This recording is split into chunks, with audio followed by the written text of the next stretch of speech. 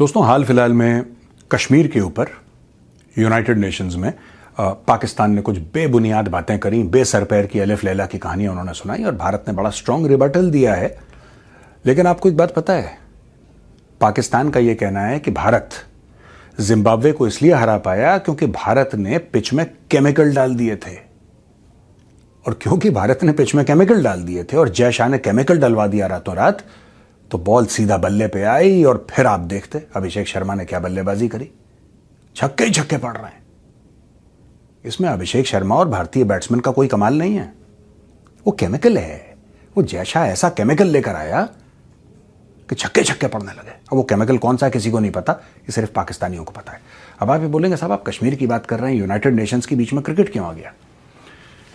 बात यह है कि जब भी पाकिस्तान को, दोस्तों ये बड़ा अजीबोगरीब मुल्क है और इसको समझने के लिए आपको इसकी रेगुलर स्टडी करनी पड़ेगी। If you think it is worth the time. हम तो करते हैं क्योंकि हमारा प्रोफेशन है। ये ऐसी बातें करते हैं जिसका जिसका लॉजिक से कोई लेना देना नहीं है। It has nothing to do with logic. Pakistan जाके ये कहता है कि जो चेनाब के ऊपर पुल बनाया, which is the highest railway bridge in the world, जिसने वैली को कनेक्ट कर दिया रेस्ट ऑफ इंडिया से, कश्मीर घाटी को, जहां पे रोज हजारों कश्मीरी एक ट्रेन को इस्तेमाल कर रहे हैं आने के लिए, जाने के लिए, सब कुछ, जिसने लाइफलाइन बन के अपने आप को साबित किया है कश्मीर घाटी का। वो कहते हैं तो ऐसा कुछ है ही नहीं है, तो ऐसी फेक न्यूज है, एआई है। भारत ने एआई की इमेज जनरेट कर दी। अब इसका कोई जवाब है नहीं आपके पास, किसी के पास जवाब नहीं है। ये इतनी बेसर पैर की, इतनी बेतुकी बात है कि एआई है। तो पाकिस्तानी ऐसी बातें करते हैं, तो भारत ने भी तगड़ा जवाब दिया। भारत ने पाकिस्तानियों को यह बोला कि बेटा ऐसा है, जितना कश्मीर का बजट है ना, उससे कहीं कम में तुम्हारा आईएमएफ का बेल आउट हो गया था। यानी कहने की बात यह है कि the budget of Kashmir is far larger than the IMF bail out received by Pakistan. फिर कहीं सुनी हुई क्या हुआ, वो एक अलहदा बात है। मैं आपको समझाता हूं पाकिस्तान का माइंडसेट, उनकी साइकोलॉजी समझना बहुत जरूरी है दोस्तों। ये लोग ऐसा रिएक्ट क्यों करते हैं, लोग ऐसी बातचीत क्यों करते हैं? ये दोस्तों है शेर की सवारी। आपको समझना पड़ेगा, पाकिस्तानियों के लिए ये पूरा मामला है शेर की सवारी। कैसे शेर की सवारी? How is it that it is like riding a tiger? बात यह है कि इन्होंने अपनी पॉपुलेशन को मदरसों के थ्रू, मस्जिदों के थ्रू ये कन्विंस कर दिया है, अपनी खुद की पाकिस्तानी आवाम को ये 100% कन्विंस्ड हैं कि भारत ने साजिश करके कश्मीर हमसे ले लिया है, वरना कश्मीर हमारा होता तो हम वर्ल्ड के सुपर पावर होते। और इन्होंने अपने आप को कन्विंस कर लिया। अब छोटी सी बात देख, मैं आपको माइंडसेट समझिए आप इनका, तब आप, मैं बाकी स्टोरी आपको तब समझाऊंगा, पहले आपको माइंडसेट समझाऊं। आसिम मुनीर बात कर रहा है पूरी पब्लिक के सामने, इनका फील्ड मार्शल पूरी पब्लिक के सामने बातचीत कर रहा है और वो ये कह रहा है कि साहब जब ऑपरेशन सिंदूर हुआ ना, तो ऊपर से फरिश्ते आए थे, ऊपर से रूहानी ताकतें आई थी, और इसलिए पाकिस्तान ने कमाल कर दिया क्योंकि ऊपर से रूहानी ताकतें आई थी, फरिश्ते आए थे। यानी कि पाकिस्तान का पढ़ा लिखा आवाम जो है, जो भी थोड़े बहुत उनके 1-2% पढ़े लिखे हैं, वो सामने अपने फील्ड मार्शल के बैठे हैं। फील्ड मार्शल भी यकीन रखता है फरिश्तों में और रूहानी ताकतों में, और वो लोग भी यकीन रखते हैं फरिश्तों और रूहानी ताकतों में। We are talking about 2026, we are talking about the 21st century.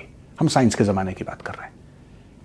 इनको यह यकीन नहीं हुआ कि कश्मीर में ब्रिज बना है। दिमाग देखिए इनका, इनको इसका यकीन नहीं है कि कश्मीर में ब्रिज बना है, इनको इसका यकीन है कि ऊपर से फरिश्ते आए थे और परियां आई थी लड़ने के लिए। ये परियों की दुनिया में रह रहे हैं, अलिफ लैला की कहानियों पे यकीन करते हैं, लेकिन एक सीमेंट का और स्टील का एक ब्रिज बना है, वो इनकी समझ से बाहर है। ब्रिज कैसे बन सकता है भाई? ब्रिज पॉसिबल कैसे है? हम कैसे यकीन कर लें कि भारत ने ब्रिज बनाया है? हां, हम ये यकीन कर लेंगे कि ऊपर से परियां आई थी लड़ने के लिए, फरिश्ते आए थे, जिन्न आए थे। तो जब ऐसी आवाम होगी, एक ऐसी कौम बनेगी पूरी की पूरी पाकिस्तानी, तो भाई फिर तो आप ये चूरन बेचना आपके लिए बड़ा आसान है। अब जब भी पाकिस्तान को मौका मिलता है, ये कश्मीर का राग क्यों अलापते हैं दोस्तों? क्योंकि इनके पास और कुछ है नहीं। ये क्या बोलेंगे? ये आखिर बोलेंगे क्या? कौन सी स्टोरी ये दुनिया को सुनाएंगे? ये रेलेवेंट कैसे रहेंगे? या तो टेररिज्म फैला के रेलेवेंट रहेंगे, या फिर अपनी फौजें किराए पे देंगे दुनिया को। अमेरिका ने कुछ पैसे दे दिए, अपनी फौजें भेज दी, या तो ये करेंगे। तीसरी बात, कश्मीर कश्मीर कश्मीर। अच्छा, मैंने बोला राइडिंग अ टाइगर, मैंने ऐसा क्यों बोला भाई? It is like riding a tiger. It is like riding a tiger because आपने इतना कश्मीर कश्मीर बना दिया, आपने बच्चों को स्कूल की किताबों में कश्मीर पढ़ा दिया, आप day in and day out Kashmir के अलावा और कोई बात नहीं करते, आपके पास और कोई टॉपिक नहीं है। या तो आप न्यूक्लियर बात करते हैं या कश्मीर बात करते हैं, और कभी कभी आप दोनों की एक साथ बात करते हैं। इसके अलावा थर्ड टॉपिक है नहीं पाकिस्तानियों के पास। तो जब लोगों के जहन में, लोगों के दिल और दिमाग में इतना कश्मीर आपने घुसा दिया है, अचानक अगर आप कश्मीर के नैरेटिव से हिलते हैं तो वही आवाम जो परियों की और फरिश्तों की बातें करती है और यकीन रखती है उन पे, वो आपको खा जाएगी। इसलिए मैं कहता हूं शेर की सवारी है। कश्मीर शेर है और पाकिस्तान उस नैरेटिव पे सवारी करने की कोशिश कर रहा है। पाकिस्तान नैरेटिव से पलटेगा, अगर पाकिस्तान या कश्मीर के नैरेटिव से पलटता है, उनके लोग उनको खा जाएंगे। इसीलिए दोस्तों, पाकिस्तान के लिए बहुत जरूरी है कि कश्मीर का मामला जिंदा रखें। इसलिए आप देखेंगे जब बिलावल भुट्टो मंत्री हुआ करता था तो उसको एक बार बुलाया था। ये एग्जाम्पल मैं पहले दे चुका हूं। बिलावल भुट्टो को बुलाया, किसने बुलाया? यूनाइटेड नेशन जनरल असेंबली ने, कि आप आइए और हम लोग ना फूड सिक्योरिटी की बात करते हैं। जैसे फूड सिक्योरिटी होती है, वाटर सिक्योरिटी होती है, एनर्जी सिक्योरिटी होती है, फूड सिक्योरिटी के ऊपर आप आइए और आप बताइए कि पाकिस्तान को क्या चैलेंजेस हैं। फूड सिक्योरिटी का प्लेटफॉर्म, और वहां पे जाके बिलावल भुट्टो जरदारी बात किसकी करता है? कश्मीर की। अब आप बोलेंगे कोई सेंस है इस बात में? फूड सिक्योरिटी का प्लेटफॉर्म और पाकिस्तान का उस जमाने का एक्सटर्नल अफेयर्स मिनिस्टर बात कर रहा है, उस समय एक्सटर्नल अफेयर्स मिनिस्टर था, विदेश मंत्री था पाकिस्तान का, यह बात कर रहा है कश्मीर के मामले में। और लोग एक दूसरे को देख रहे हैं, यार ये आदमी क्या, ये पागल वागल हो गया क्या, इसको इशू क्या है इसके साथ? लेकिन देखिए ना, बात यह है कि उसने क्यों करा? क्या वो बेवकूफ है? नहीं, बिल्कुल नहीं। I think is a pretty smart guy. उसको पता है मेरी कॉन्स्टिट्यूंसी क्या है, उसको पता है कि वापस अगर पाकिस्तान जाऊंगा तो सबसे पहले मुझसे ये नहीं पूछेंगे कि भाई तू फूड सिक्योरिटी की कॉन्फ्रेंस में गया था यूनाइटेड नेशंस में और तू वहां से क्या लेकर आया पाकिस्तान के लिए, कोई नहीं पूछेगा। किसी की बर्थडे पार्टी में भी अगर ये लोग जाएंगे, किसी की शादी में जाएंगे, भाई आपने कश्मीर के बारे में बातचीत करी वहां पे कि नहीं करी?